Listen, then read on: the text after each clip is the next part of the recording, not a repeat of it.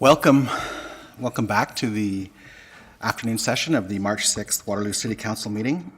Let us begin with any disclosure of pecuniary interest and the general nature thereof. Seeing none, this is an informal public meeting to consider item 12A, zoning bylaw amendment Z2303, 20 University Inc., 20 University Avenue East. There will be no decisions made tonight. Council and the public are seeing this application for the first time. Council is looking for feedback from interested parties with respect to this application. Tonight's comments will be taken into consideration in developing a staff position on this application, and a staff report will be considered by Council during a formal public meeting at a future meeting. All property owners within 120 meters of the subject lands and anyone who signs the registry will receive notice of the formal public meeting. Anybody who wants further notice of this application, including the formal public meeting and passage of any bylaw, should sign the appropriate registry located on the desk in the rear of the council chambers. If there is more than one registry, please make sure you are signing the appropriate one. The planner, Tristan DeVoe, will now provide a brief overview of the application. Welcome, Tristan.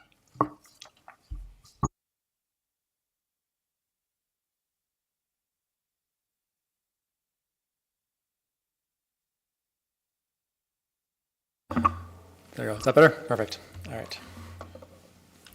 So administration has received an application for a minor zone change amendment for the subject property, 20 University Avenue East. The application number is Z2303. The applicant, the planning partnership for the owner, 20 University Inc. To give a very brief overview of the proposal. So the site location, it's 20 University Avenue East, on the corner of University Avenue East and Regina Street North. The existing site is a former commercial property, or commercial property, low-rise service station kind of environment. The overall area of the parcel is 3,623 and a bit meters squared. The proposal itself considers a smaller area, as some area will be lost to road dedication and the like. This is just a couple of renders of the proposal. As you can see, it is a tower on a podium, again, situated on University Street and Regina Street. The proposal is for a 25-story mixed-use building. The tower itself is residential in nature, 260 bedrooms and 260 dwelling units. The podium is where the mixed use is incorporated. There is commercial spaces, 647 meters squared in total, going on the frontages of University and partially on the Regina frontage as well. The rest of the podium is made up of some residential units, but mostly parking is where the parking is located within the podium structure. The official plan for the area is mixed-use community commercial designation, which contemplates a variety of mixed-use development up to a maximum height of 25 stories and density of 750 bedrooms per hectare, which does equate to the proposed density of 260 bedrooms per hectare on this site. There are no amendments proposed to the official plan. The zoning bylaw, the property is zoned C181, so it's a mixed-use community commercial zone and allows a height up to 81 stories.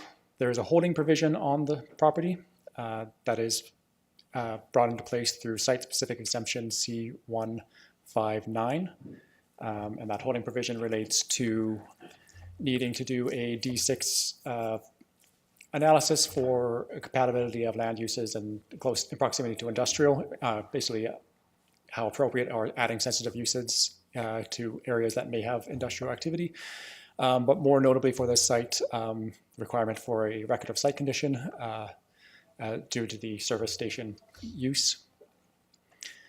The existing zoning does allow for 81 meters, 25 stories, again, 750 bedrooms per hectare, which equates to 260 bedrooms on this site.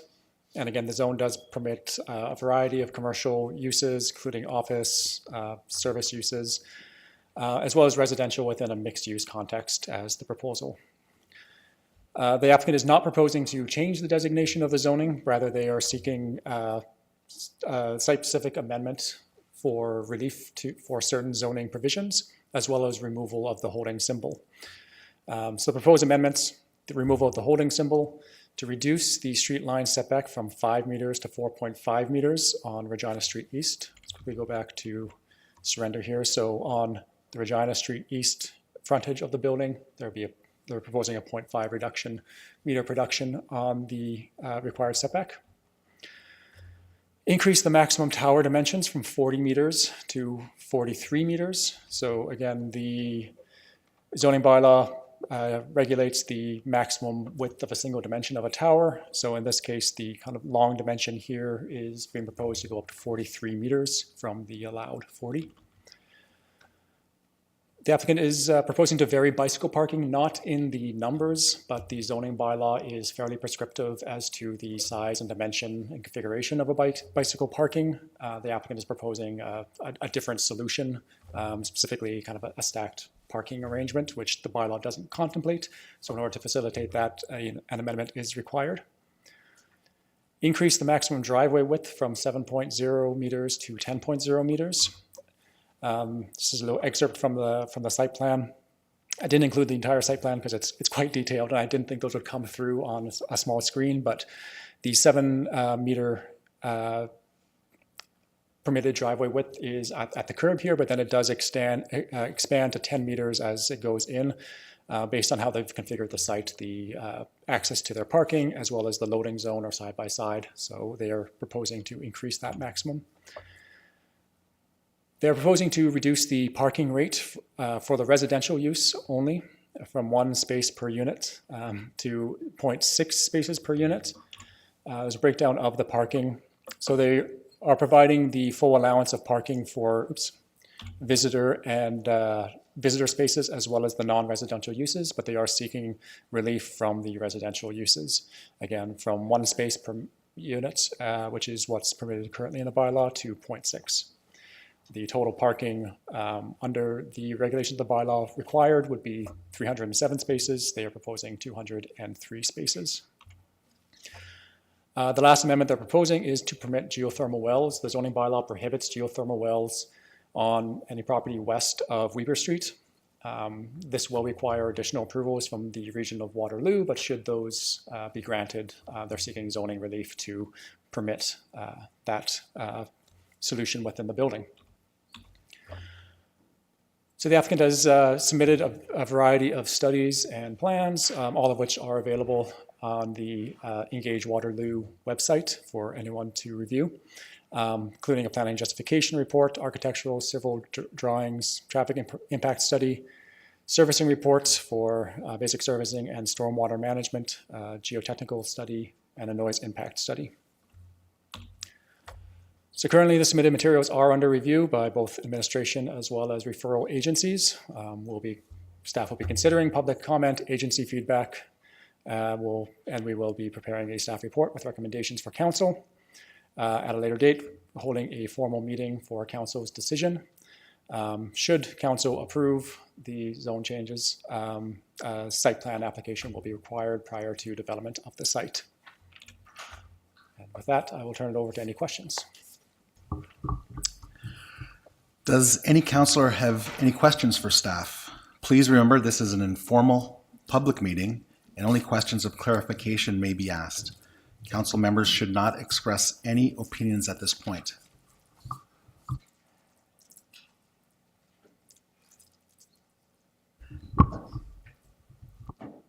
Councillor Freeman. Through you, Chair Roach, to Mr. Devo, sorry. You said that they needed to do a D6 compatibility study, but I didn't see it in the list of studies that you just showed on the piece. Is it in the planning justification report? Through you, Chair Roach, to Councillor Freeman. Yeah, a standalone study wasn't required based on the pre-consultation, so it is addressed within the planning justification report. Okay.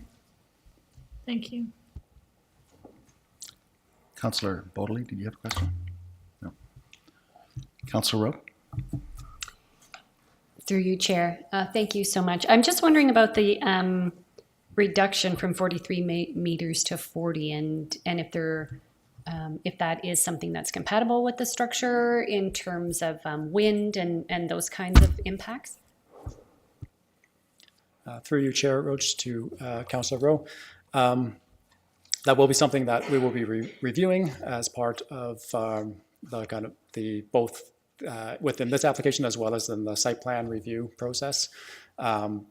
Looking at how that will work in relation to our urban design guidelines and for any impacts. I will note that the entire structure, that the entire structure is not, going from 40 meters to 43 isn't the entire massing. The building itself, it kind of gets wider as it goes into the middle. So it's not the full massing. It's kind of at the edges, it's closer to the 40 meters and then extends a bit as it moves into the structure. But certainly it will be part of our review for the application. Thank you. Thank you. And then just in terms of traffic, with it being University and Regina, so are there any concerns about the number of potential cars entering and exiting? And will that I know we're not at that site plan exactly, but whether it would be University or Regina where the cars would be entering or exiting? Through you, Chair Roach, to Councillor Rowe. So from the site plan perspective where the design that's being presented, the access for the property is on Regina. As far the access, you can probably see it on one of these. So the access to the garage is basically as far up Regina away from the intersection of University as possible. The applicant did provide a transportation impact study, which is currently under review from our transportation engineering department. So any concerns or recommendations that are required or improvements that are required as part of that study will come out through that review. Thank you. Councillor Bodley. Thank you, through you, Chair Roach. Excuse me. You referenced the previous use or as a service station. Do you know if there's any remediation that's going to be required on the site at this stage? And also, do we know if there's any intent from the applicant to look at a brownfield TIG at this stage? Through you, Chair Roach, to Councillor Bodley. So as part of the holding removal, the applicant is required to submit a record of site condition to the region for the property. So kind of whatever comes through that process, if there's remediation required, it would come through that process. Okay, thank you. And a follow-up question, if I can, through you, Chair Roach. Can you speak a little bit to the geothermal well piece and sort of some of the history behind why it's not permitted, and whether that's something that's being discussed more broadly as part of our official plan review upcoming? Sorry, through you, Chair Roach, to Councillor Bodley. The provision in our zoning bylaw was put into place at the request of the region, and with the caveat that I am certainly not an expert in groundwater. I believe the justification for it was related to the high water table and fear of contamination and just issues that may occur from that. I do understand that there are a variety of different geothermal technologies, and some of them, the differences of those technologies aren't necessarily captured in our definition. So I believe the applicant is working with the region to see if there's an acceptable solution that could still provide some of the benefits of geothermal without triggering any of the concerns that originally led to that prohibition in the first place. So there have been some conversations related to whether our regulations need to change. Those are ongoing with between city staff and the region. and outside of this application. So whether that changes as part of a future review remains to be seen. And regardless of, independent of that, if the applicant can work something out with the region that alleviates their concerns, certainly they would still need zoning relief, hence is why the relief request is part of this application. Are there any other questions from council to staff? Councillor Freeman. Sorry, can you just remind me of how many parking spaces that they plan to have? And I know they're asking for 0.6.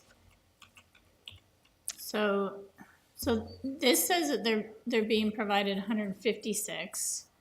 In the traffic demand study, what I see here is that they're saying the development description includes 197 vehicle spaces, 166 type A, B bike parking. So I'm just curious here because there is a significant difference in spaces between 156 and 197.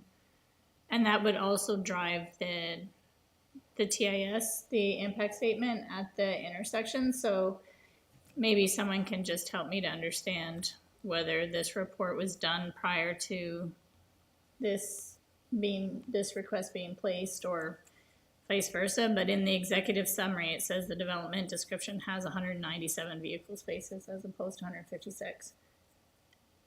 And under the transportation demand management through the region, it says that the reduction that they recommend under the TDM worksheet is 34 spaces. So that's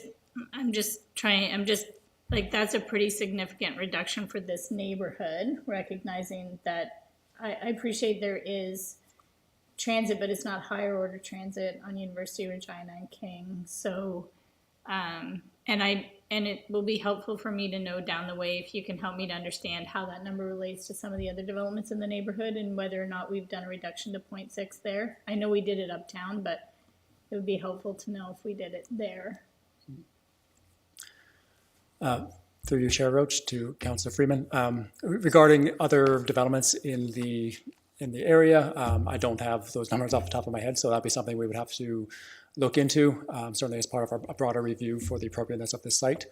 So the numbers that are being proposed as per the current development proposal that came in as part of the application, so it is 156 units for the residential portion, and then an additional 26 spaces for visitor parking, an additional I believe 21 spaces for the non-residential uses. So the total is 203 spaces for the entire development. The 156 is solely for the residential portion. Off the top of my head, I don't remember how the TIS breaks those numbers down or if there is a discrepancy. And certainly that'll be something we can, I'll make a note to dig into and to make sure that the traffic demand or the traffic impact study did speak to the correct application, and if an update needs to be done, that would be something that would come through as part of our review.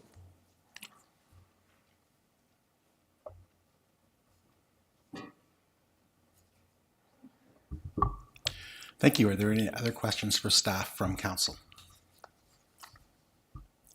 Seeing none, I will now ask any registered delegations to come forward. I am seeing one, Mr. Hall and Simon from the Planning Partnership.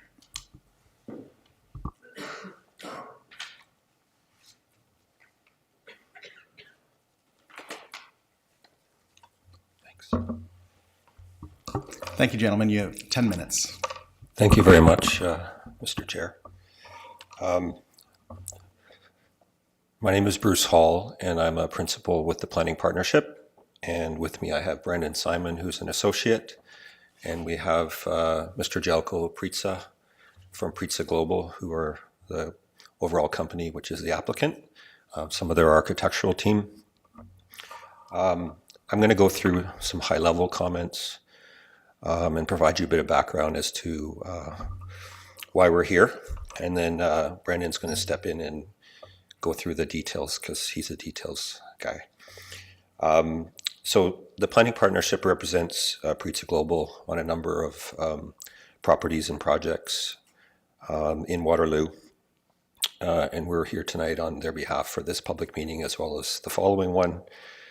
for 143 Columbia. As I said, I'm going to provide a bit of background here, which I will not repeat during the second presentation. So maybe if you can indulge me a little bit here.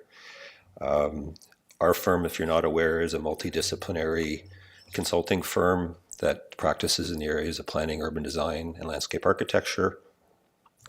And our firm is a very highly collaborative and fully engaged team of professionals who are committed to creating livable communities. So as such, we really enjoy our work here in Waterloo and appreciate your staff and how they engage in the work they do with the private sector. And it's really a collaboration. That doesn't always happen, believe me. And we all have the common goal of creating better livable communities and places. PRITSA started in 2003 with the purchase and renovation of a single family home in Waterloo. And since then they've grown exponentially and constructed over 3,100 purpose-built student bedrooms and an additional 2,700 residential dwelling units in the city.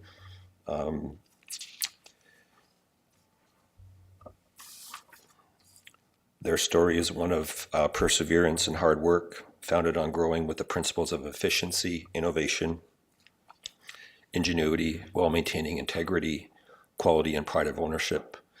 In terms of ingenuity and innovation, you'll see some examples here tonight. They've taken a step to develop and fabricate their own building systems to ensure on-time delivery of materials and controlling costs, and that delivers housing, attainable housing on time. They've also constructed Canada's largest open-loop geothermal energy system, and they desire to expand or duplicate this in other projects, including the two we're talking about tonight. And all their focus was originally on student housing. The company has evolved to look to build more contemporary, compact, pedestrian and transit-oriented communities to serve other segments of the population. And through this completed and ongoing work, they will continue to be a critical promoter and contributor to the city and the region in terms of meeting the housing needs, providing a diverse housing stock in terms of type and tenure. In terms of the process of getting to this public meeting on both sites actually tonight, the original intent was to proceed by way of a minor variance and site plan application. And that's what had been originally agreed to in consultation with your staff. Upon receipt of these applications, staff indicated there was a preference to address these minor refinements to the zoning bylaw through a minor zoning process. And this is primarily from an administrative perspective. The reason for this change in the approach was both properties had holding provisions, which we will speak to momentarily, in place, which are largely relate to the clearing of environmental conditions or servicing requirements. And staff really didn't want to see these applications proceeding through three different processes: minor variance, site plan, and rezoning, and they wanted to bring them in alignment. So they requested we resubmit as minor zoning applications, and that's where we are now. And since the site plan application had already been made, the additional minor zoning bylaw amendment applications were subsequently made and deemed complete, and we're here at the beginning of that process. So just very, very briefly, because I'm going to take away from Brandon here. I'm not going to repeat what Tristan has already gone through, but obviously the site, you've been given the location, but we think it's an important site because it's centrally located within a major node.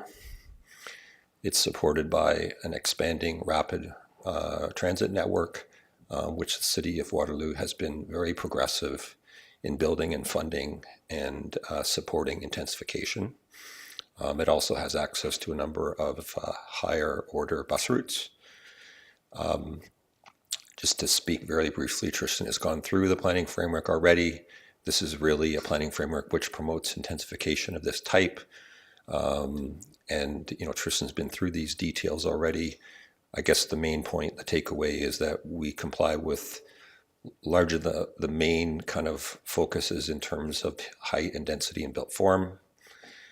We're located within a block, there's an evolving context of higher order, taller buildings, intensification, again supported by this network of active transportation and transit.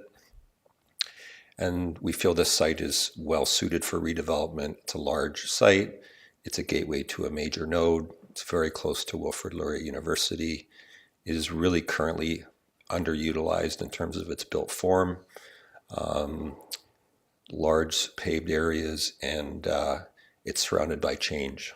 I'll leave it to Brandon from here on. Thank you. Brandon, you have 4.5 minutes left. Thank you very much, Mr. Chair. Based on these very positive site attributes, we in PRETSA and the architect PGDS have really strived to come up with a building here that will animate this important gateway location in a major node. So we're talking active commercial uses with patios along the majority of all of the street frontages. Obviously, it's a high-density development with mixed-use amenities, and that really supports the principles of complete communities in 15-minute neighborhoods. Very sleek building massing and dynamic design, and vehicular parking entirely through structure and underground parking. Again, really focusing the activity along those primary street frontages. As Bruce mentioned, as well as Tristan, overall conforms with the official plan. We are proposing a few minor adjustments to the zoning bylaw to deal with some specific provisions. I won't go through this in too much detail, but I will highlight in terms of the site statistics that a very meaningful amount of non-residential gross floor area here. Again, really trying to animate this gateway location and recognizing this is a very prominent location entering the city from Highway 85. So as we'll get to in some of the other renders, real good concentration of commercial uses and patios along both Regina and University Avenue that will really animate this important intersection. Here are just some perspective images of what the proposed development would look like. This looking northwest, this looking to the east. In terms of the minor zoning adjustments that are proposed, I'll just first start out by saying that Waterloo is very progressive and unique in that proactive with the zoning bylaw in terms of permitting, this level of height and density and in targeted nodes and locations across the city. But a number of urban design related performance standards have also been incorporated into the zoning bylaw, directly into the zoning bylaw, whereas maybe some other municipalities would go the guideline route.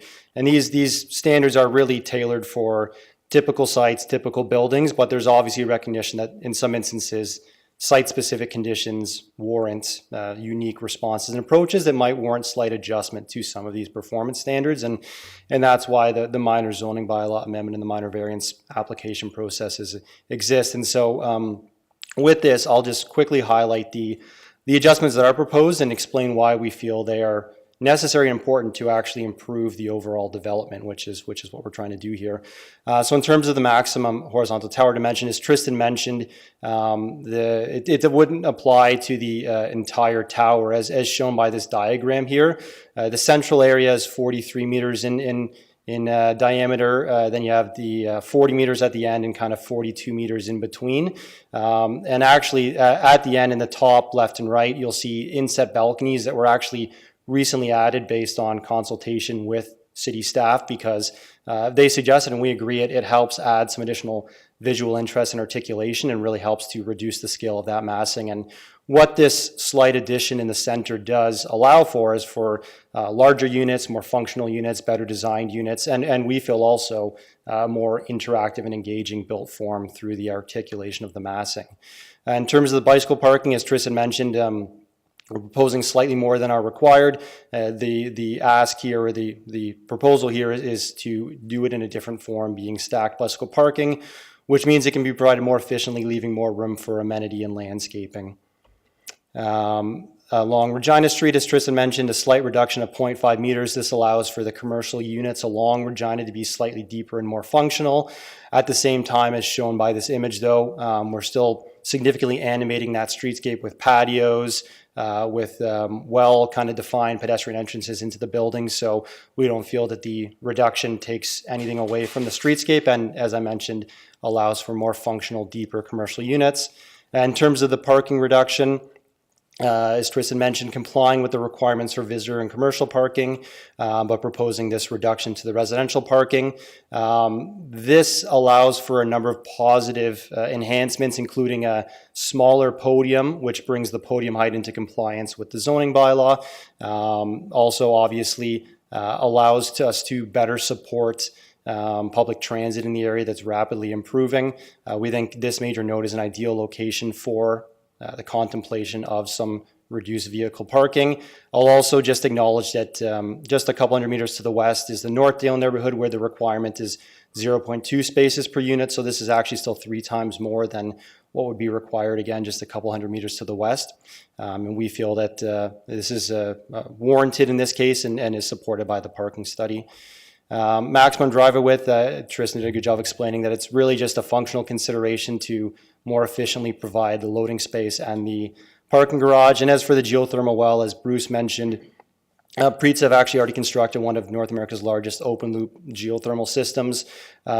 Just to the northwest, the hub development, kind of at Albert and Columbia Street, so they have success in dealing with the region with these technologies and are eager to get permission so they can try to do so here as well. My time's up, but this is really just to reiterate all that we're trying to achieve here from a design perspective. We've consulted early and extensively with city staff and really look forward to continuing to collaborate with staff as we move these applications forward. And Bruce and I would be happy to answer any questions you might have. Thank you so much, Mr. Simon. Are there any questions from council to this delegation? Councillor Freeman. Through you, Chair Roach. It's good to see you both. With regard to the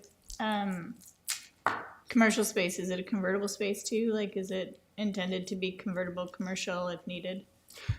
Right now, it's proposed as true commercial. I know in some areas of the city, Northdale in particular, to allow for that transition, the OP and the zoning bylaw speak to convertible space, but the intention here is for true commercial space designed with that height, active frontages with the patios in front supporting it. So yeah, true commercial space to really try to activate this location. So my second question was with regard to, there's an ongoing problem, in my opinion, associated with multi-residential in this area where people consistently park on the street for pickups, drop-offs, Ubers, all that kind of stuff. Is there a way to essentially manage the frontage onto Regina Street in particular and University to prevent that? It's a good question. I mean, this is kind of the new reality. I think for projects like this, this is something we and our transportation consultants are always trying to come up with. So what we first and foremost have tried to do here is to respect that University Avenue as a major regional arterial road, bike lanes, further improvements that are coming along. So we've located the residential entrance to the building off of Regina Street. That's kind of, I'm not quite sure, oh, you can see the mounts here. So that's the main residential pedestrian entrance to the building here. As Tristan mentioned, we've set the vehicle parking as far back from University as possible, and just one entrance, and that means we're minimizing conflicts between vehicles and pedestrians, which is really what we're trying to do here. And by having the parking garage entrance pretty well separated from the residential pedestrian entrance, we're also minimizing conflicts between residents coming and going, as well as the potential for Ubers or deliveries or things like that. Again, we've put the residential ones there because University Avenue, arterial road bike lanes, we're not trying to obstruct the bike lanes, get in the way of the bike lanes. We think Regina Street is the best location for that entrance. And as to other ways to try to I guess better kind of control or figure out how best to administer Ubers and things. I think that's something we're actively considering and looking at, and want to talk to staff a bit more too about to figure out kind of best practices they've seen, and likewise can speak to some of the best practices we've seen. Councillor Wright. Thank you. Through you, Chair. I'm really intrigued by the geothermal proposal. And I'm wondering if you could speak to that just a little bit more, considering that the water table here is quite high. There's a significant dewatering strategy for this site, including a raft foundation because of the hydrostatic aspect. just wondering if you can maybe shed some more light on why those two things might be compatible rather than contradictory. Thanks. And I certainly won't profess to be an expert on geothermal technologies, but there's no denying that there are challenges with this site, and I'd say pretty much any site in Waterloo. High groundwater table is not rare. Neither is contamination in the soil and in the groundwater. There is contamination on this site. The applicant is actually most of the way through the record of site condition process with the ministry that will involve contamination and or risk assessment to ensure that everything can happen safely. But I don't think these conditions are unlike the conditions that they had to deal with for their hub development at Columbia and Albert Street. A lot of properties in that area, like the one we'll be talking about in a few minutes, it's actually right across the street. Similar situation of a very high water table, contamination issues. They found a way to deal with it there and deal with it very successfully, which is why they're looking at the potential to expand it here. The only other thing I'll kind of add on this is asking for the amendment to permit geothermal wells isn't to say that it absolutely will happen here or that the technical details can happen. It needs to happen now because the zoning doesn't allow it. And so by doing it now, it at least opens the door to it if the technical challenges can be overcome.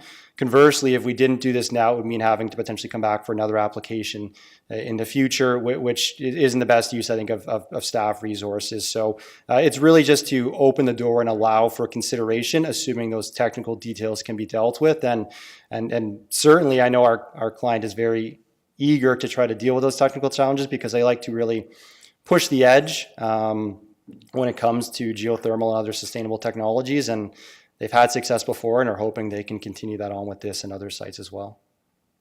Are there any other questions from council to the delegation? Councillor Rowe. Through you, Chair. Thank you so much for your presentation. I'm just wondering about amenities. I know you've talked about the bedrooms, like the number, but I'm just curious about amenities. Absolutely, sure. So just flipping back to the stats page, I kind of went through a bit quickly. So the amenity area that's shown here, 1,466 square meters, that's all common amenity.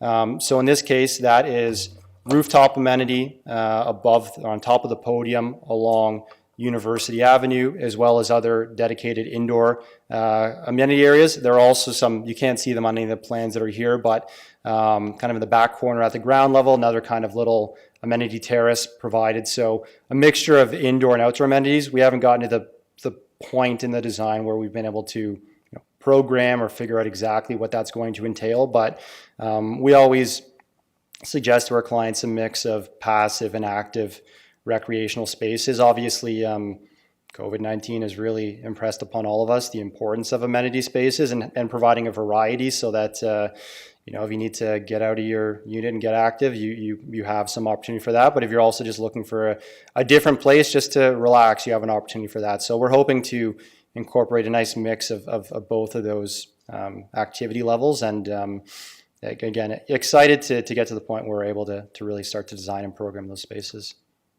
Thank you. Councillor Vasek. Thanks for you, Chair Roach. A couple of questions. Thank you for your presentation, all of you. It looks like you're on the parking garage. You're hoping to put some design, or I know this is very early stage, but the intention, it looks like, is probably to put some sort of design or mask the parking garage in some way. Is that true? And what's your plan there? Because you still can see the parking. So curious about the overall vision for that. Of course. We're obviously still working through the design details of the site plan application. This one's a bit backwards just because of kind of the change in the process as we went through from the minor variance to the minor zoning bylaw amendment. So the site plan application was submitted actually back in late 2021, but was essentially put on a slight pause while we caught up with this.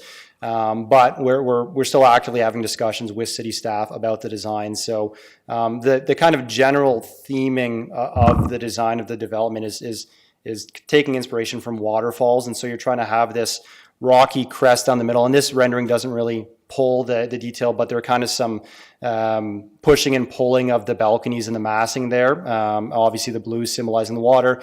And the idea is to try to mask the garage, put a skin over the garage. It's a metallic skin with a design of rocks to try to cover up what that looks like. Obviously, the challenge with parking garages is with the high groundwater table, with the contamination, there's limited ability to go underground, and that necessitates structured parking, which is obviously much better than surface parking. So the goal here is really to design it in the best way possible. And what that means is no visibility at all from University Avenue, no visibility at all at grade. This entire frontage is commercial. Over half of this frontage is commercial. You have the residential entrance. It's just at the back where you have the vehicle entrance that you actually have the at-grade exposure to the garage. Obviously, yes, there is still some garage above, and we're trying to really skin that facade as best we can through this design motif and playing around with the metallic skin to try to really enhance how that looks. Okay, thanks so much for that background. Yeah, it's been given a lot of thought.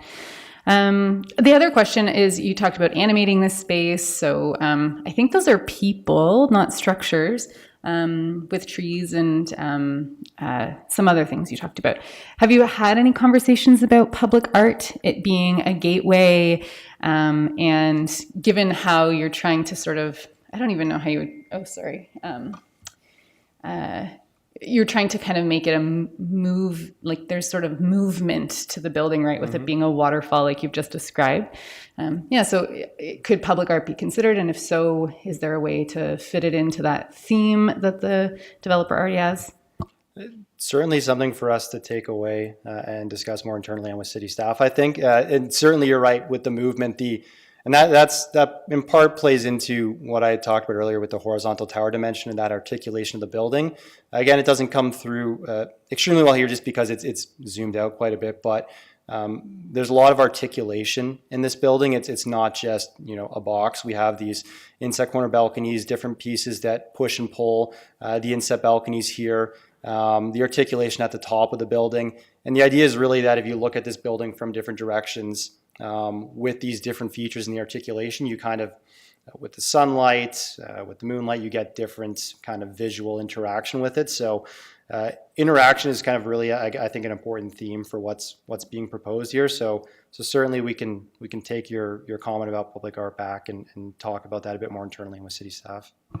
Okay, great. And I just want to clarify that you are saying that public art is different from articulation of a building, right? Yeah. Okay. Absolutely. I apologize. I was speaking more to kind of the interactive nature, but certainly, yes, acknowledge when you mean public art, you mean an installation or something on the street.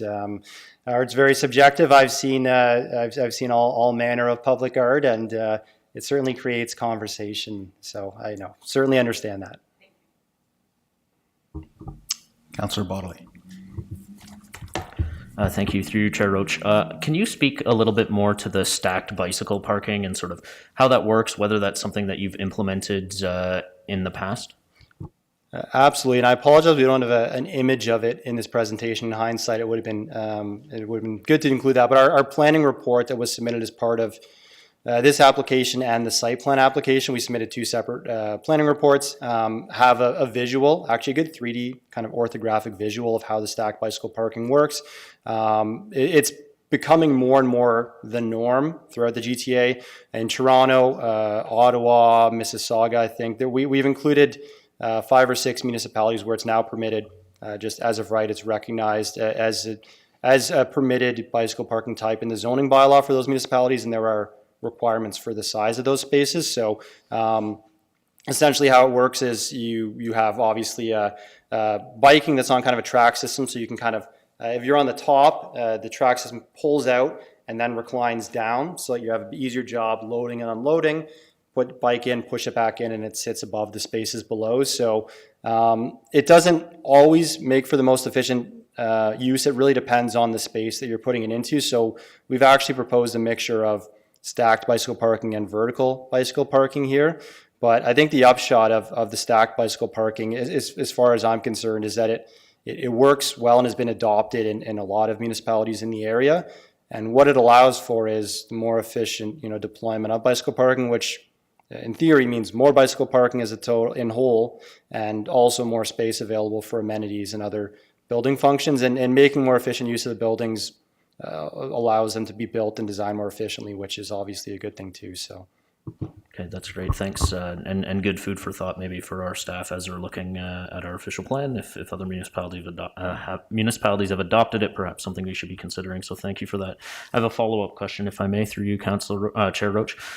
So on the vehicle parking side of things, you referenced the 0.6 in the Northdale neighborhood to the west there. Have you done sort of a market analysis of other similar buildings in the area and how much parking they have and whether it's the appropriate amount or not? And as a follow-up to that maybe you might want to weave into that question, into that answer, excuse me, if there were no requirements for any specific amount of parking on this development, is this the amount of parking that you would recommend? Thank you very much, and very good question. I think the tricky thing sometimes with parking studies is that they require, it's kind of a chicken and egg situation. And so the zoning bylaw requires X, you're trying to go to Y, and it says, well, can you demonstrate that Y works? Well, no, because the zoning bylaw requires X. That having been said, the parking study does look at other buildings in the area and also contemplates what the region has put forth that Councillor Freeman referenced, which is a checklist that basically says if you include these transportation demand management features, which are designed to reduce vehicle parking, you're allowed to reduce your parking by X or Y.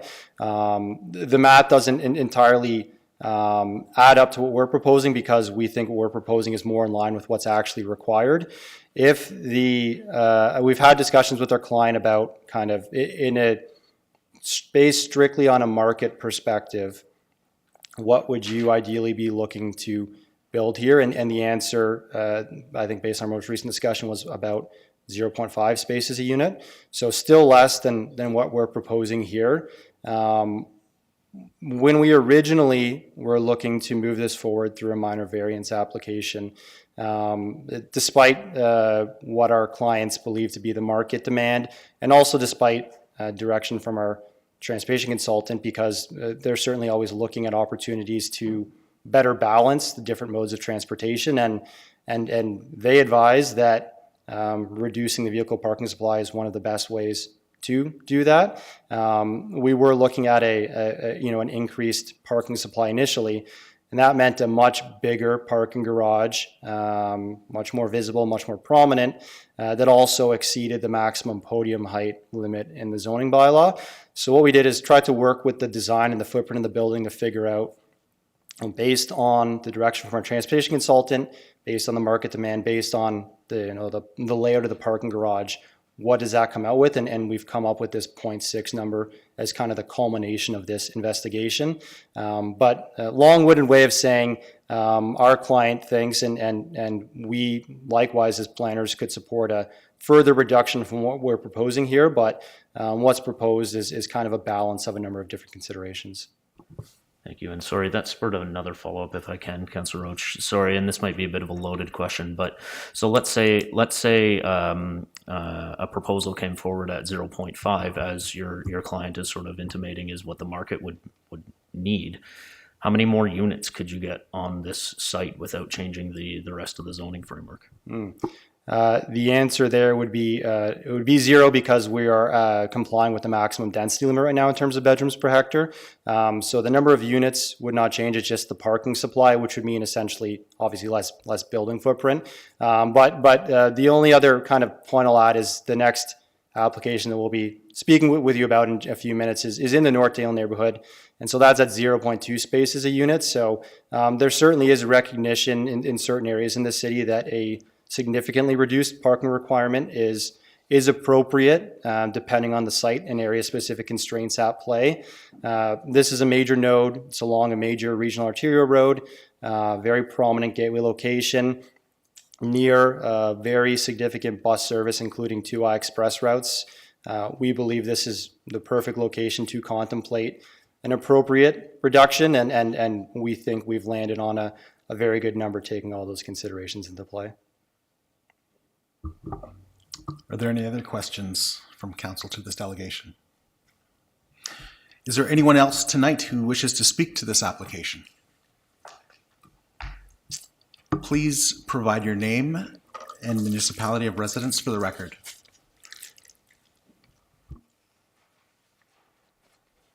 Hi, my name is Kay LG. I live in Waterloo. I have a couple of questions, which I realize I don't get to ask them, but maybe they could be passed on to the planner and so on. But I just don't see any trees at all in this picture, and I think about it as a pedestrian, and I wonder if there is any green space or any trees at all on this whole development. That's one question I wonder about. And the second one is that it seems they're proposed to be all one-bedroom units, and I wonder if if it's possible to change that configuration in the future.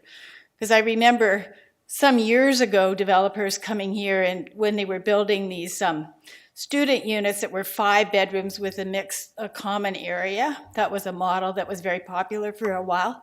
And I remember the developers saying, well, yeah, these could easily be converted to family units. We just have to knock down a couple of walls.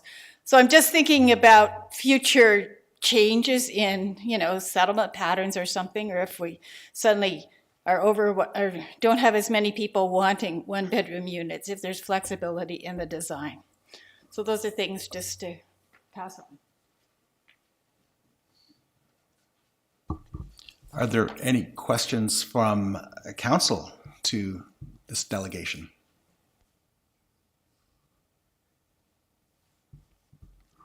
If there are no more delegations, this informal public meeting is now concluded. Staff will review the issues and provide further reporting to council at a later date.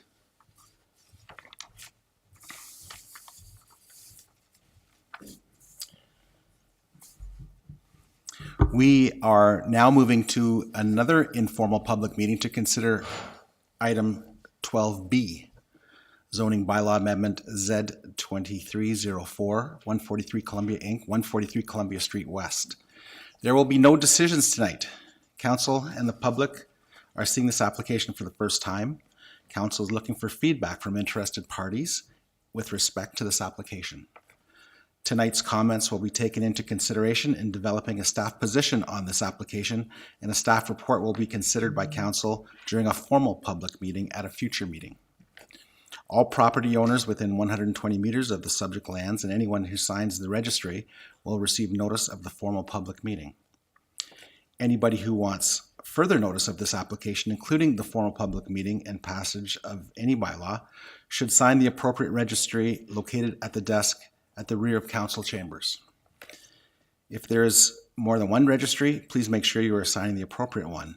The planner, Tristan DeVoe, will now provide a brief overview of the application. Welcome, Tristan. Thank you again, Chair Roach. So staff has received a zoning amendment application for the subject property, 143 Columbia Street West, application number Z2304. Once again, the applicant is the planning partnership, and the applicant 143 Columbia Inc. So the site is located within the Northdale neighborhood. It fronts onto Columbia Street. It's this kind of long L-shaped parcel. Surrounding land uses, there are a number, there's some intensification in this area already, as I'm sure you're aware, in the Northdale area. The adjacent property undergoing recently major intensification, and some smaller scale residential to the east on Leicester. The area itself, so again, lots of residential, some employment to the north as well. Currently, the site contains a number of townhouse units, and again, the applicant is proposing to reconfigure the site. The overall site is approximately 8,000 square meters, though again, some of that area will be lost through this application process for road allowance and the like. So the proposal is for 3 residential towers on podiums. It's a bit hard to see from this perspective, but so we'll have 2 kind of back-to-back on the kind of long part of the L shape of the parcel, and then tucked in the L, there's another tower, another podium curving to the back of the lot. So 3 25-story residential buildings. The frontmost, the one that fronts Columbia Street, is proposed to be a mixed-use podium. So total on the site, we're looking at 591 dwelling units and 591 bedrooms per hectare, which equates to 750 bedrooms per hectare, which is the allowed zoning density. In the podium that is closest to Columbia, there is ground floor commercial on that frontage to activate that frontage. Briefly, the official plan, mixed-use, high-density residential is also in the Special Policy Area 45 for Northdale. A mix of other designations around the property, some business employment to the north, some mixed-use, medium-high density, mixed-use, medium density, and some low-rise once you start getting a bit farther away from the site. But a mix of different policies and designations within this area. The mixed-use high-density residential designation supports, again, mixed-use development, as the name implies. Buildings, 81 meters, 25 stories in height, maximum density of 750, bedrooms per hectare. Once again, the applicant is not proposing any amendments to the official plan. The zoning bylaw, the site is currently zoned residential Northdale 25, RN 25. There is a holding provision on the property. This holding provision relates to the fact that it is in the Northdale neighborhood. Maximum height within the zone, 82.5 meters, 25 stories. Density, once again, 750 bedrooms per hectare, which again equates to 591 on this site. Permitted uses include multi-use residential buildings as well as mixed-use buildings, as is being proposed. So once again, the applicant is not proposing to change the actual zone category. Rather, they're seeking relief for various performance regulations within the zoning bylaw, as well as removal of the holding provision. So proposed amendments: remove the holding provision, reduce the minimum podium height from 10.5 meters to 6.1 meters for the rear building only. So it's a bit hard to see on this diagram, but this is the rear building. Since this isn't fronting the Columbia Street and this podium is deep within the site, they are proposing reducing this podium in height from the minimum that's normally considered as part of the zone. Reducing tower separation distance for an interior lot line. So the RN25 zone has tower separation regulations both for on-site as well as from the tower to interior lot lines. The applicant's towers are spaced appropriately or as per the zoning bylaw on the site, so the individual towers are separated by the minimums. But due to the narrow configuration of the site, they are requesting relief from the 11-meter setback to the interior lot lines. So basically the kind of two side yards lot lines, you can kind of see in this overview here that there are a couple of points where it gets in closer, the towers get closer to the lot lines, 8.5 meters, 8.5, 8.6, but then the closest point, 8.2, with this rear portion of the rear tower. Reduce the tower step back above the podium from 3 meters to 0.0 meters. So the towers themselves, so within the zoning bylaw, there's a requirement for a step back from the podium to the tower to kind of break up the massing and differentiate the tower and the podium. There is a step back on the front portion of the towers, but on the side facades, due to the narrow nature of the site, they are proposing to have that step back be reduced to 0. Once again, requesting a variance to the bicycle parking, again, not for the number of spaces, but the configuration of the bicycle parking. As previously mentioned, the zoning bylaw details the size and configuration of bicycle parking. They are proposing a slightly different arrangement that incorporates stacked bicycle parking.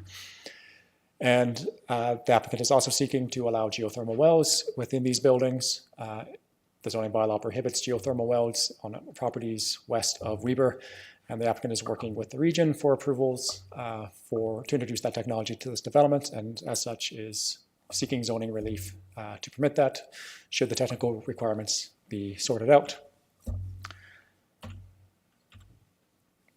The applicant has submitted a number of studies and reports, including planning justification report, architectural and civil drawings, transportation impact study, servicing studies, geotechnical studies, and noise impact studies.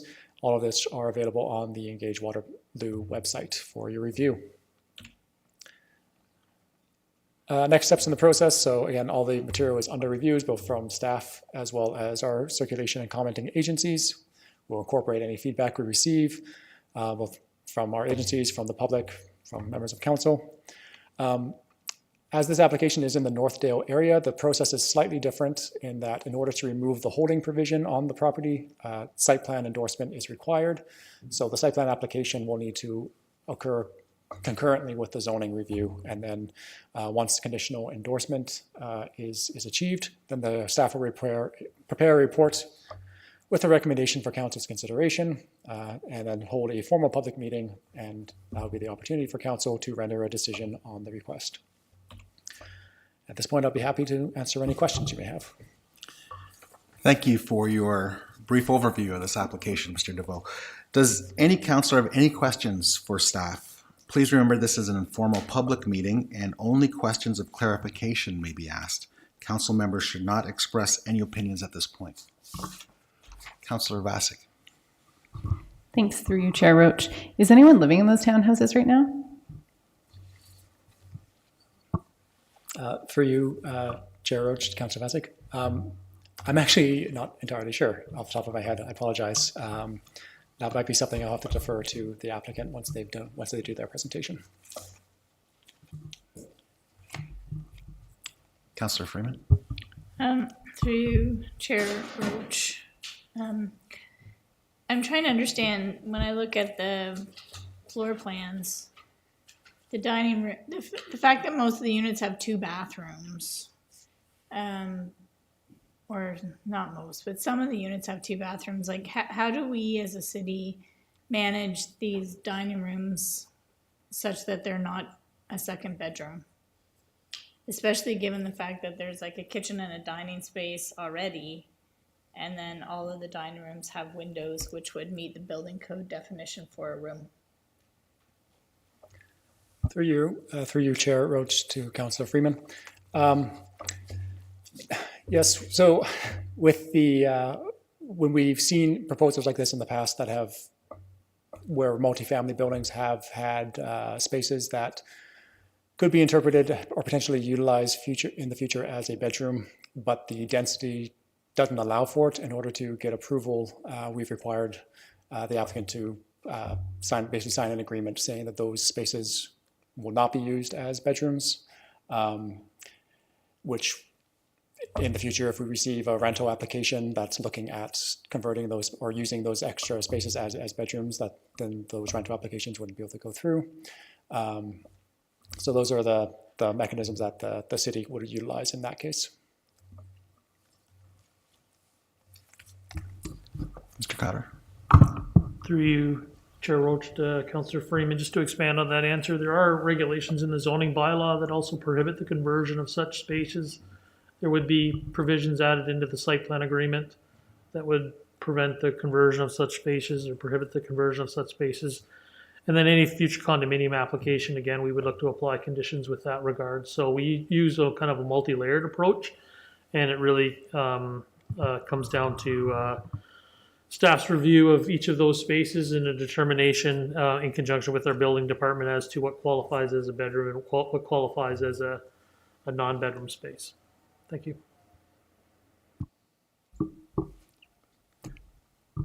Councillor Rowe. Thank you, through you, Chair. Thank you, Tristan. I'm just curious about the side step back and not having a step back. And I'm just trying to visualize what's on the side then. Are there other, I couldn't see exactly from the map and I didn't get over there today. Are there other high rises there? Is that going to impact in terms of privacy, sunlight, that kind of thing? Through you, Chair Roach, to Councillor Rowe. So the site to the west or southwest, I suppose, this 145 does have towers on the site, and they've actually previously had zoning relief in a similar fashion to allow the towers to be built closer to the side yard line as well.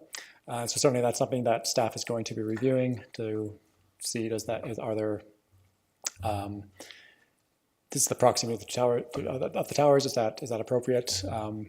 That's will be part of our review. There is a kind of pedestrian space that is being proposed for in between the two sites, but yeah, certainly there are towers in proximity to the on that one side. I have a follow-up question.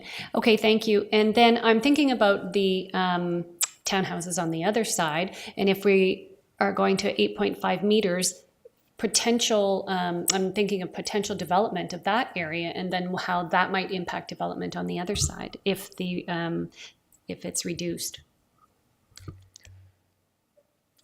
Through your Chair Roach to Councillor Rowe. Yeah, at this stage, I wouldn't be able to comment on what those impacts might be, but that certainly is something that we'll be considering through this review, both of this application as well as the subsequent site plan application. Thank you. Member McCabe?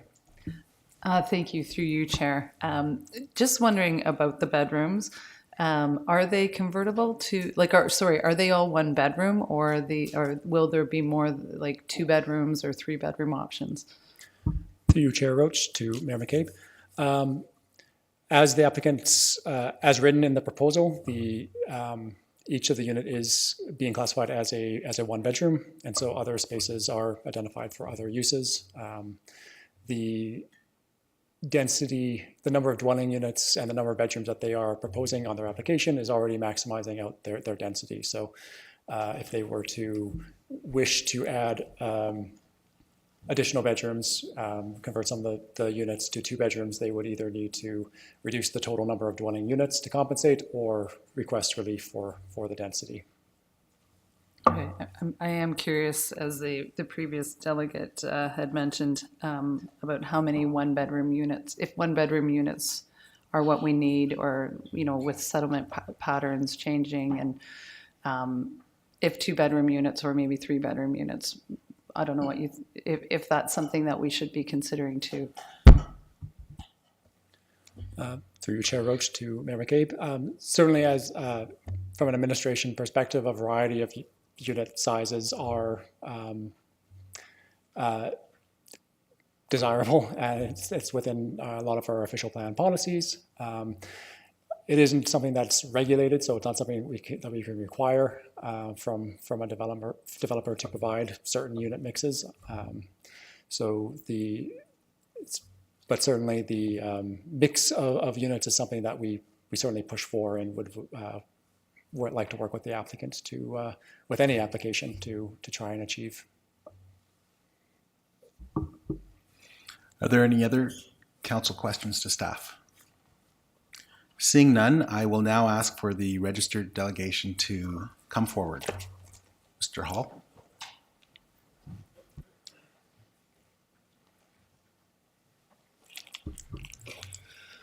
You again have 10 minutes. Thank you. I will just say that the comments that I made to you previously around the process would apply similarly here. I'm going to be much quicker this time and leave my colleague more time to go through the variances, because there's probably a little bit more discussion involved in some of these. Notwithstanding, I think he did a commendable job coming in under the wire last time, so thank you. So again, we are here, as Tristan pointed out, the location, but it's just, contextually, it's a very interesting location because it's very diverse. It's a prominent location within Northdale, and on the edge of many different kind of diverse communities, and obviously on the doorstep to the University of Waterloo and a number of the employment uses within that district. Even though it's undergoing significant evolution, it's a very ideal location for intensification. And again, as pointed out with the previous application, the site is really supported by a very strong expanding rapid transit network. I think it's even more robust here than we talked about with our last site. Most notably, the University of Waterloo Ion Station there is, it's within that MTSA, and just very close by and accessible to that, as well as a number of iExpress bus routes and regular bus routes. And this development will support, that significant infrastructure investment that the city has very progressively made. Again, Tristan's done a good job in terms of giving you the overview in terms of the planning framework. Again, we just indicate that the purpose of this application is really to adjust some refinements to some of the minor elements that we discussed, like with our previous application, and looks to preserve the kind of larger scale planning controls in terms of height and density. Similar to our last site, it's in a very rapidly evolving block context with a number of developments along Albert and Leicester and Columbia of very similar types of scale of development. A lot more kind of multi-building developments here, which more comprehensively planned character. And drilling down onto the unique characteristics of this site, it's a much larger site than we just previously looked at, much more compact in terms of its frontage, a much deeper site with this L-shaped configuration. It does accommodate the multiple buildings in terms of the building separation requirements under the zoning bylaw. And really it's a key location that is right between the two university campuses, surrounded by ongoing development in all direction. And again, like our last site, very significantly underutilized in terms of the existing townhouses. I think those were there when I went to University of Waterloo. So it's a good opportunity to elevate and intensify those uses. And on the topic of the existing townhouses, to answer Councillor Vasich's question, yes, partially occupied. Some of the townhouse units, I don't have the exact figures in front of me, but yes, they are partially occupied. So responding to the unique site context that Bruce mentioned, especially recognizing the deep nature of this site, we really wanted to focus on the pedestrian environment and active transportation here. These images essentially show, this is actually along the Columbia Street frontage, looking into the site on the west side of the building, what I'm calling a pedestrian promenade or muse leading past the active commercial space. And this is at the rear of that front building where it continues all the way down into the site, and some other graphics later on will really highlight the uniqueness of this feature and show how substantial the pedestrian promenade and landscaping is that we're proposing here. The original vision for the Northdale neighborhood that the city had was pedestrian connections, permeability, and we've really tried to take that and work with the existing and emerging context, because it's a rapidly evolving area. So within that promenade, obviously a very extensive amenity program, active commercial frontage along Columbia, as I mentioned. Again, vehicular parking primarily through structured and underground parking, complying with the minimum parking requirements here, and a very sleek built form and contemporary building design, which I'll get to in a bit more detail in just a second.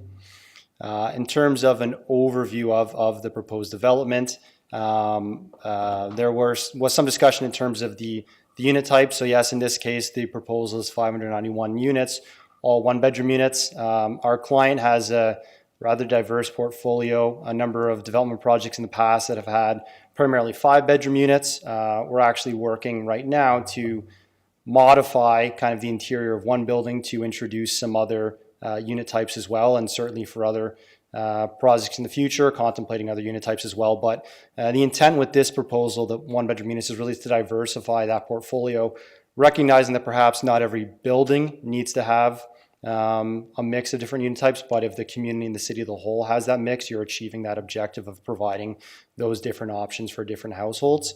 The other aspects I'll point out here are obviously the very large communal amenity area, and likewise the very large landscaped open space, which occupies 37.7% of the site.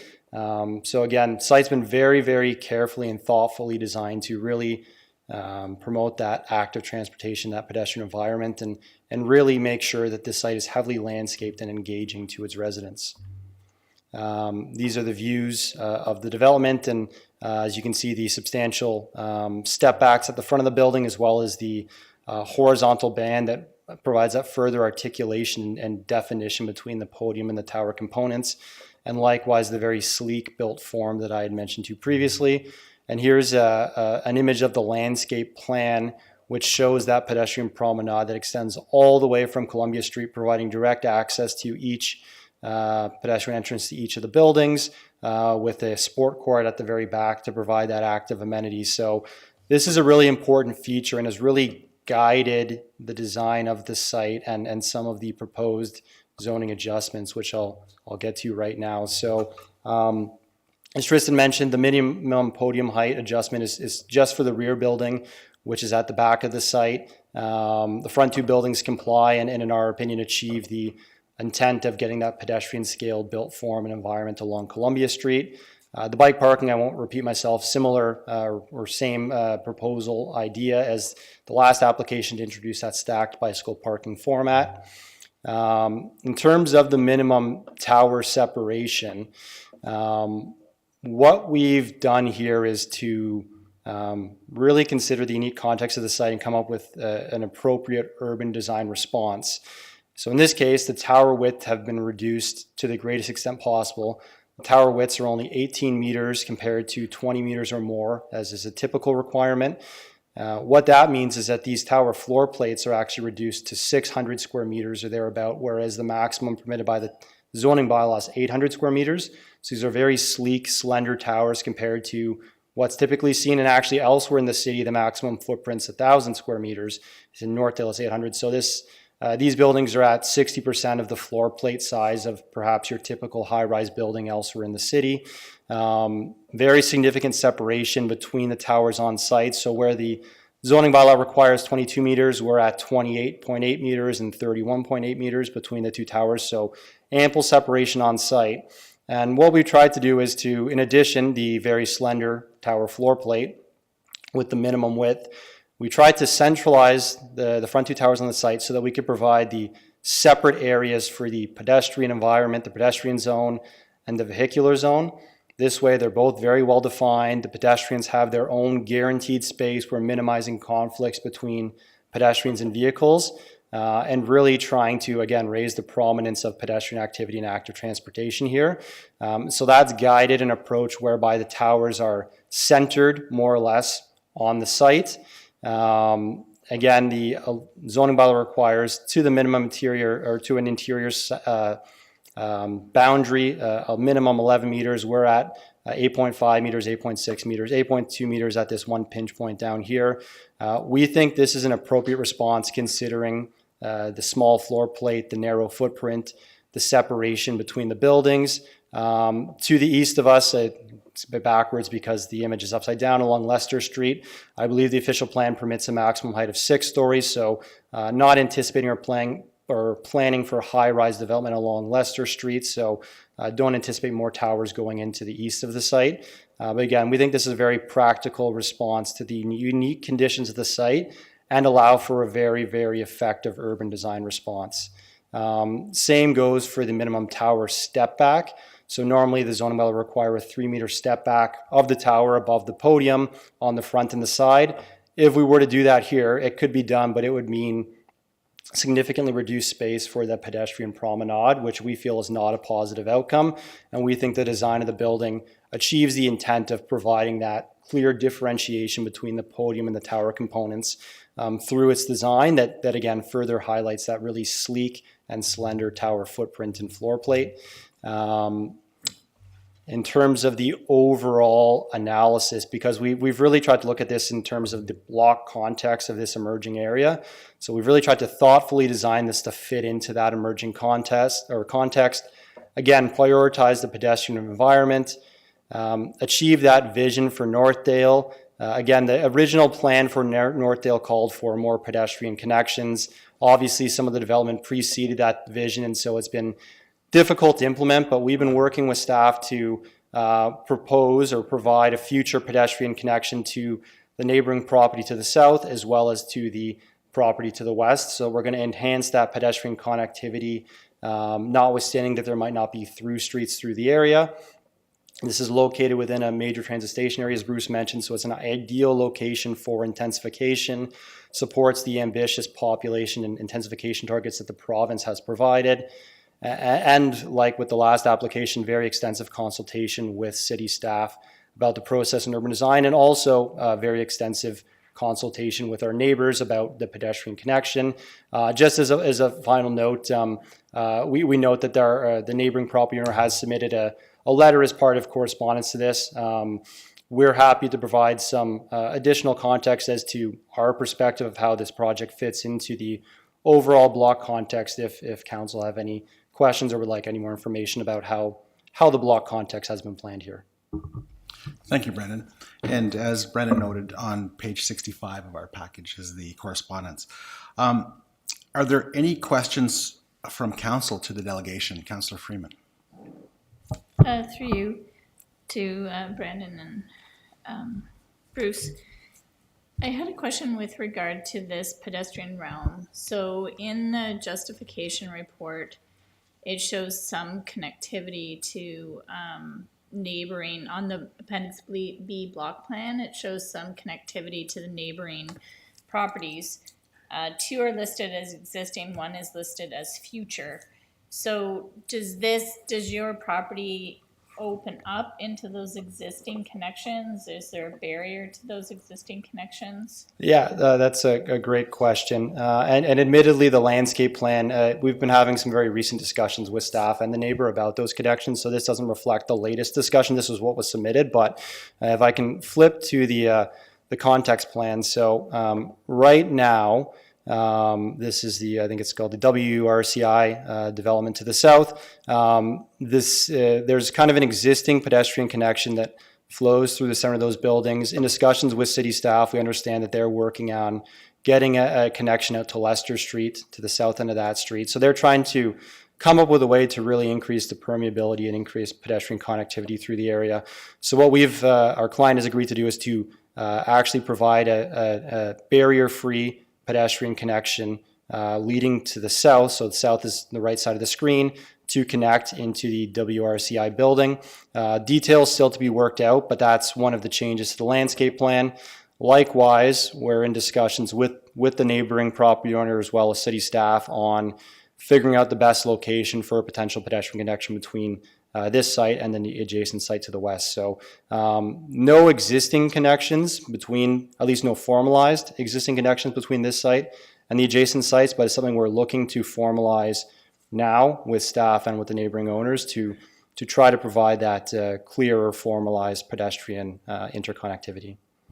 So can you go back to the landscape plan, please? Because on the landscape plan, I didn't see like an actual pathway from kind of that active space. So this landscape plan will change to facilitate that? Correct. So this was the plan that was submitted. The current discussions are to provide the connection, which would go right past the edge of the building here, connecting down here to the south. So minor revisions to the actual promenade, just in here beside the sport court past the building to the south. And then we're still in discussions, but some point here, trying to minimize the changes to the design because we think this has really been designed very, very well and is a very engaging space, but some sort of connection because there's also a pedestrian walkway down that shared property line for the property or for the development to the west. So my next question does relate to that pedestrian zone. So if I look at one of the figures in the justification report, it shows the width being approximately 8.6 meters, which is kind of a narrow road width, shall we say.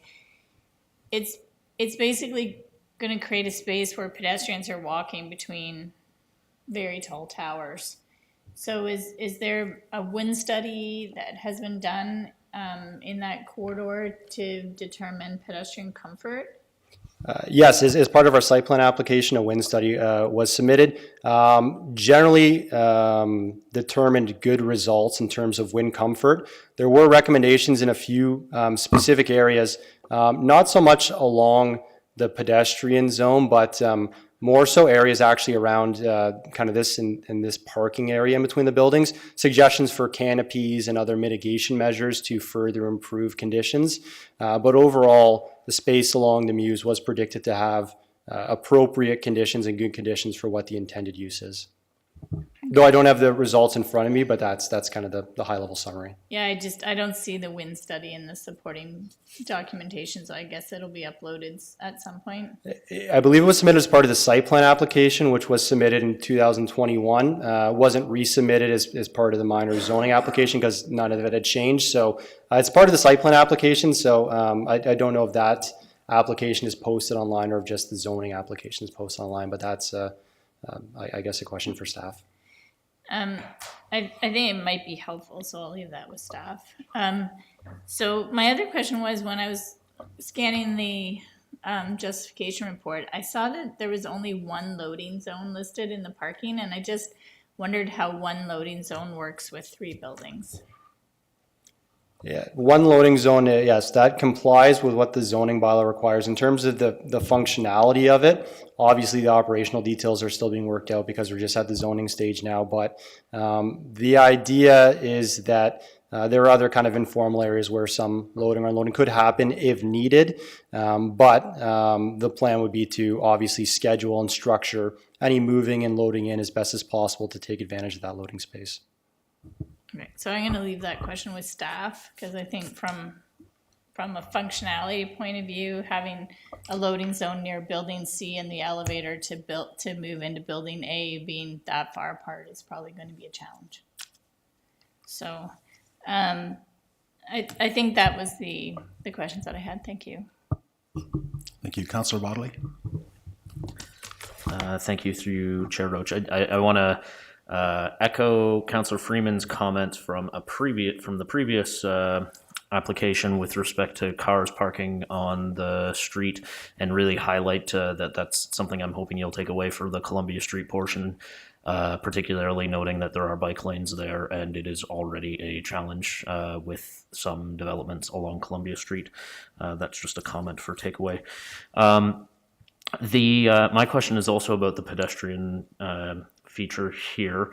I just want to highlight that I think the connection out the back past building C is really important one to make it really pedestrian friendly for folks who live in building C to get to the transit hub across the street without having to do some massive circuitous route. So I think that's really important, and encourage you to get that straightened out. But the question that I am curious about is, it not only to the comments from Councillor Freeman about the wind study here, but this is kind of or has the potential, I fear, to be sort of a hidden, tucked away sort of spot here. And I'm wondering if any SEPTED considerations have been put into place along that pedestrian realm, lights or any other sort of features have been contemplated, particularly as you move back towards the back portion of the site. Excellent comment and question.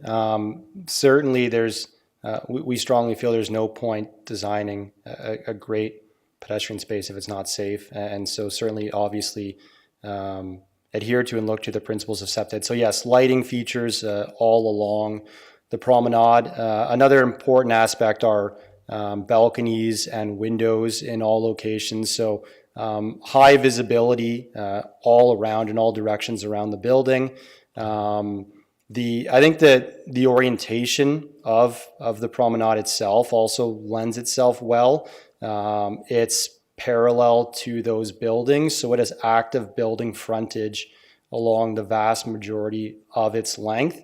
And I think the size of it also lends well because it's a comfortable size, right? I think a lot of the, SEPTED was a big response to kind of the 60s, 70s tower in the park planning, where you had these towers that were separated by large open fields that were very deep and hard to see everything and didn't have lighting features and visibility. And so I think naturally the shape of the promenade naturally adheres itself to the principles of SEPTED as well. And looking at other opportunities to animate the space with street furniture, lighting, as I mentioned, bench seat walls, other activity areas and things like that.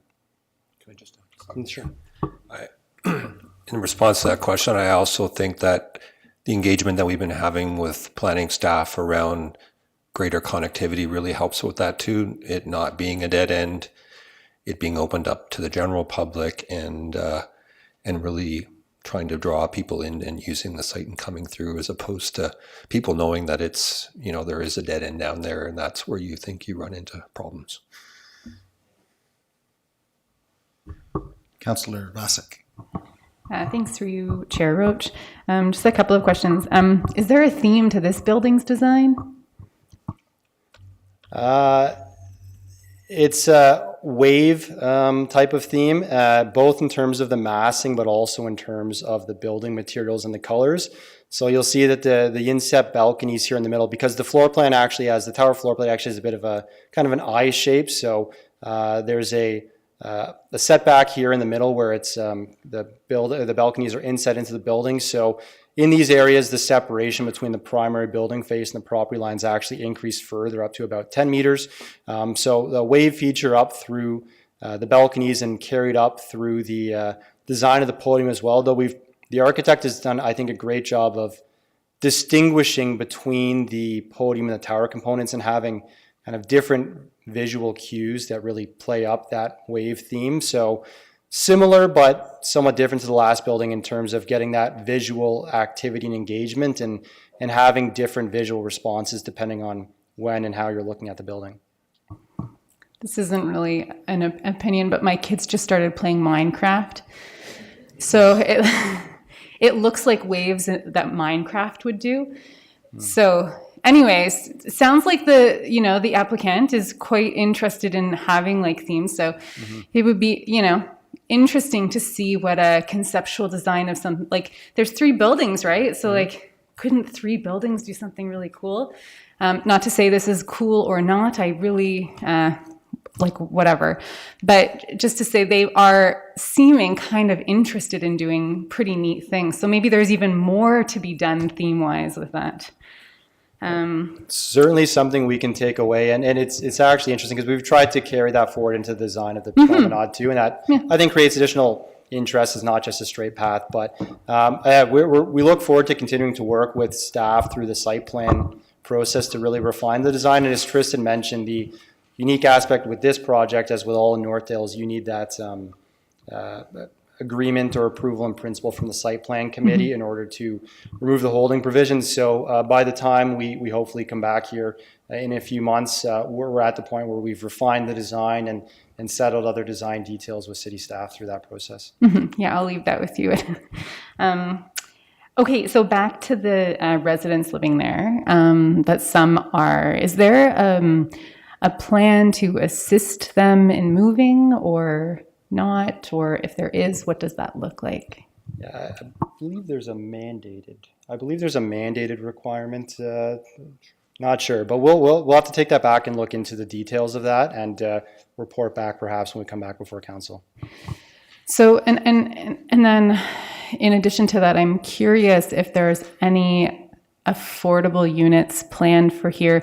Townhomes play quite an important part generally. I don't know about these specifically in the affordability kind of spectrum for homes. And so, but then also the sense that you mentioned was this is meant to elevate the area. And so those two ideas really can conflict. The townhomes that provide affordability and then elevating an area or effectively gentrifying it. And so I know this is part of the Northdale plan, and that's fine, but given it is specifically taking away these townhomes, are there any affordability plans for this location? Sure. Not specifically for this project, but as I indicated in my earlier introduction about Pritsa, they have very significant number of buildings that they've completed and a very aggressive number of projects what they're going to bring forward. We've been involved with the Tri-Cities consultation process that's going on around inclusionary zoning. And Pritsa has a number of, as I said, a number of other larger projects, one of which we're looking at not too far from here, which is a much larger community. And it's our feeling that there's a real opportunity in one of those larger communities with a very large critical mass of housing to create a more meaningful delivery of affordable housing units, attainable and affordable housing units. So, we've had some very active discussions through that engagement process, and we're going to be looking to possibly bring forward something in that next project and work in collaboration with some, potentially the region in terms of provision of affordable housing, and do it in a chunk, which will be much more meaningful in terms of delivery of a critical mass of units. Can you help me understand why that's more impactful to do a bigger project that, if I'm understanding it right, that's more affordable than to incorporate some here? It's my opinion that in terms of if you're going to do it, and you're going to do it, say, for an entire building, and then work in collaboration with the agencies and institutions to deliver it where it can be delivered and managed, through an independent body or process. Like I think it's more meaningful to deliver a lot of units in a single place that can be guaranteed for a very long, specific, defined period of time. That's interesting. Does it have anything to do with cost of the unit? So, for example, if you were to put any affordable units in here or more attainable units in here, and maybe these are more attainable because they're in this area, perhaps. But if you were to put them in here, would that mean that you'd have to use materials that are like higher quality? And then so in the place where you're chunking it, the idea would be that you would use lower quality materials? Is that part of it? I don't think so. I mean, part of it's an administrative function as well. Doing it piecemeal. I mean, there's different models for delivery of affordable housing, used throughout the province and the city of Toronto. And, for example, TCHC has dedicated buildings, and TCHC has units within, market buildings where they subsidize rent. So, there's not an issue with doing that. I think the preference here is to deliver it in a very kind of impactful, meaningful way in one kind of mass, as opposed to, dividing it up in a number of different projects. Okay, thanks. You've given me food for thought and also questions for our affordable housing strategy to ask what city staff experts have to say about that too. Thank you.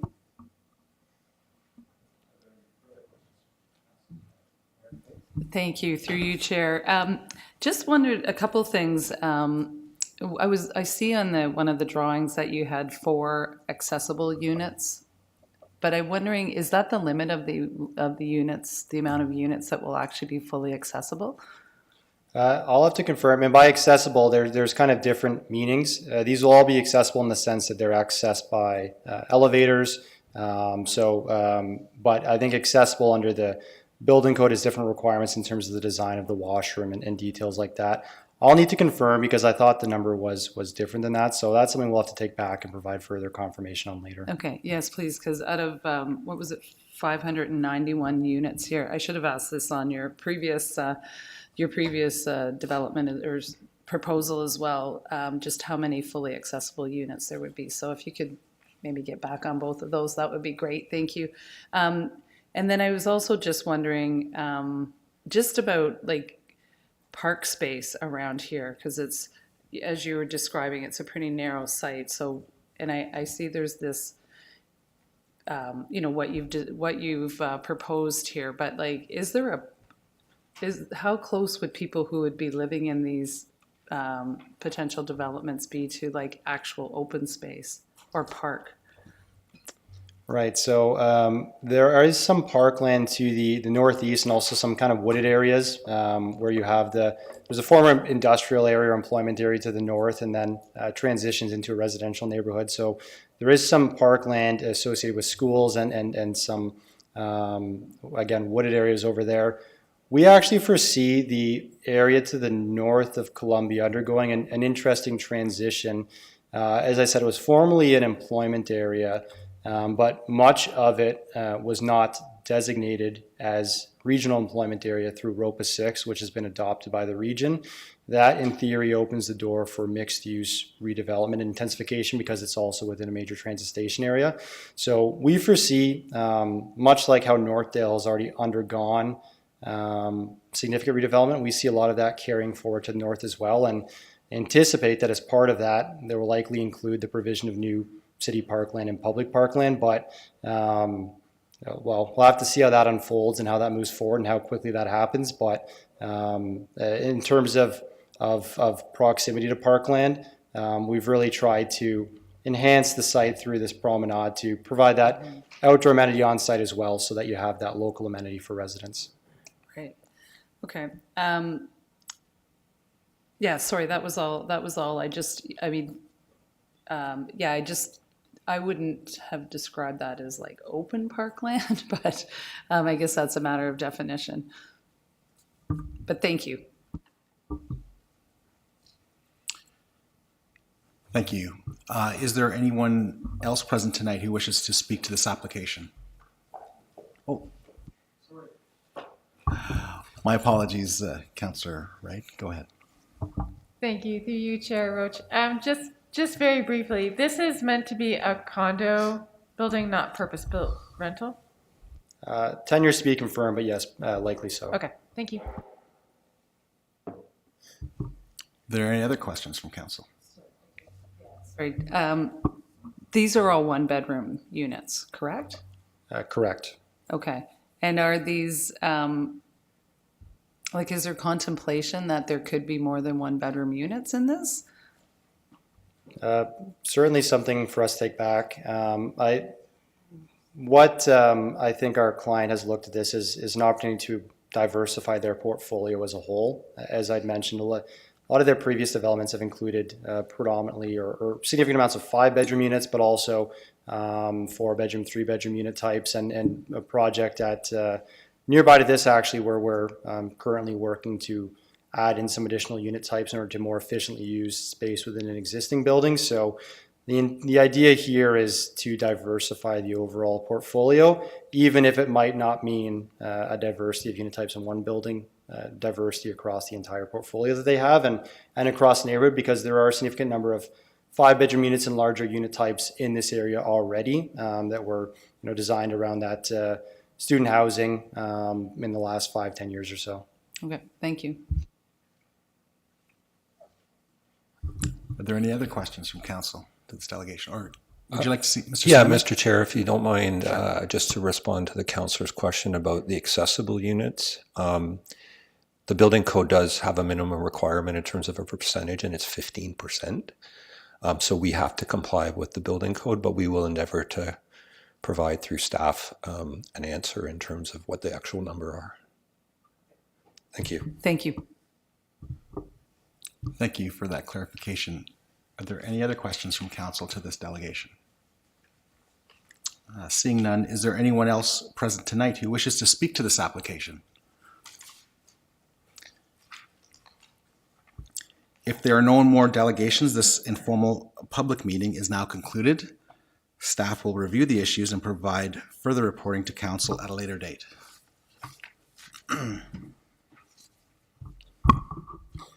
We will now move to consideration of notice of motion given at previous meeting, and there are none. Notice of motion, we do have one, and I'll defer to the mayor. Thank you, through you, Chair. The motion is pulled up on screen there. It's fairly long, so I'm not going to read it unless there's a requirement to do so. I don't think, so just briefly, I mean, I would look to someone to second this motion. But I would just briefly say that,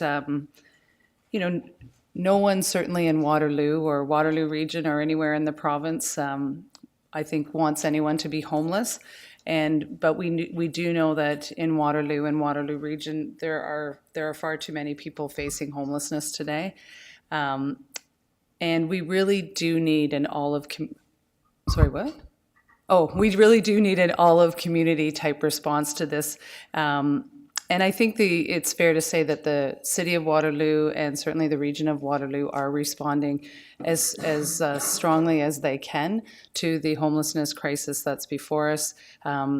As the motion outlines, the city, particularly since 2021, has contributed significant staff time, through a variety of our departments, bylaw,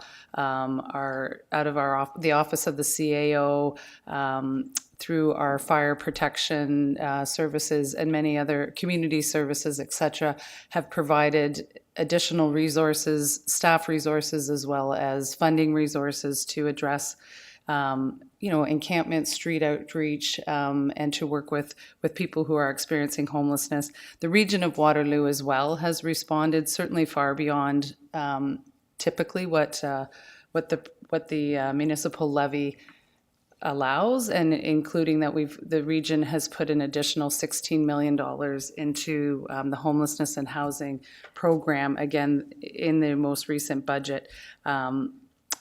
And part of where I think that some of the big challenges are here is that municipalities are dealing with this. Our businesses, our public services are dealing with homelessness on a daily basis. We're the frontline service providers, but we are also, our tax levy was never set up to deal with social issues like this. The City of Waterloo, out of every tax dollar that's collected, we get approximately 3 cents of every tax dollar. The region of Waterloo gets about 9 cents. That's a total of, 6 cents. That's a total of about 9 cents per tax dollar that's spent. And so we are doing more than our fair share to assist in this matter. But as the motion indicates, we really need the provincial government to truly recognize the emergency that's in front of us and to properly fund municipalities to do this work. Our staff, we can do the work. We're dedicated to doing this work, and particularly at the region, but we do need additional funding. And so this motion is one that I'm hoping that municipalities across Ontario are tabling, that will be sent to the provincial government in advance of their 2023 budget that will be tabled on March 23. It's a last call to them to say, please look into your into the budget that you're about to table and recognize the crisis that's in front of us that municipalities are dealing with, and adequately fund us and fund our mental health services and addiction services and our frontline staff to provide the services necessary to build the homes that are necessary for people. So I will stop there and happy to answer any other questions if people have them, but I'm hoping to have a mover for this motion. I see that. Shall we go to questions, or seconder and then questions? Sorry, it's just a point of order. Yep. Are you asking us to waive notice of motion tonight and then deal with this motion? Yes. So I didn't I'm think we happy had to waive move. notice of motion We- because we- notice of, well, Yeah, we don't need to waive. yeah, You don't have to waive it. yeah. Because it was in the package. But it wasn't on the last packet. Sorry, I thought the process was you had to give notice of motion at a previous council meeting.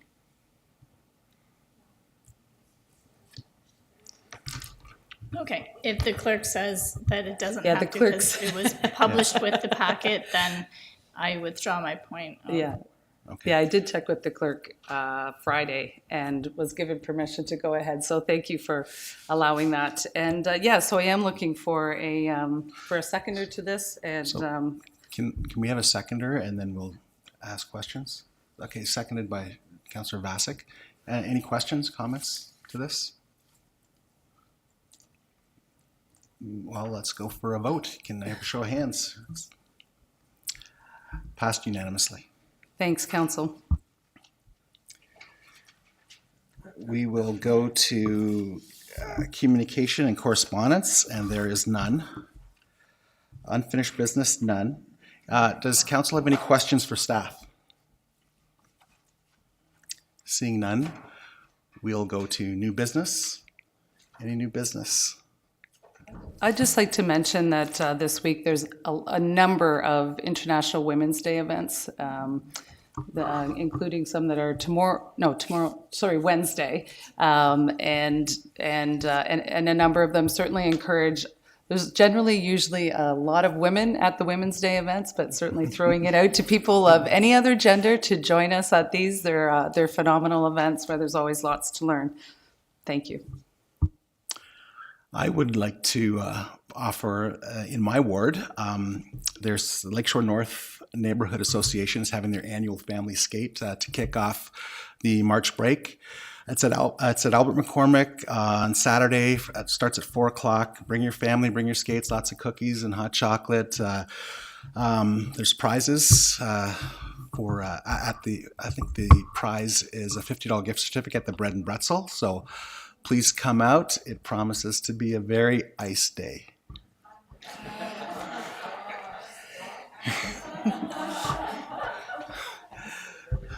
So we'll go to enactment of bylaws.